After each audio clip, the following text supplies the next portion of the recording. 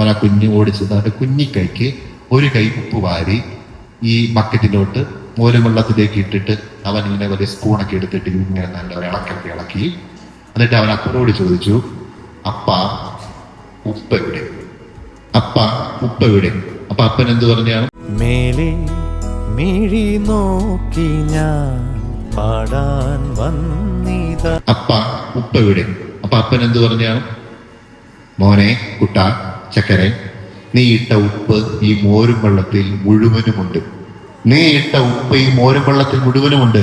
അത് എവിടെയാണ് കാണിക്കാൻ എനിക്ക് പറ്റില്ല. പക്ഷെ നീ അത് എടുത്ത് നീ അത് ആസ്വദിച്ചാൽ, നീ എടുത്ത് രുചിച്ച് നോക്കിയാൽ ഉപ്പിന്റെ ഉപ്പത്തം, ഉപ്പിന്റെ രസം നിനക്ക് മനസ്സിലാവും.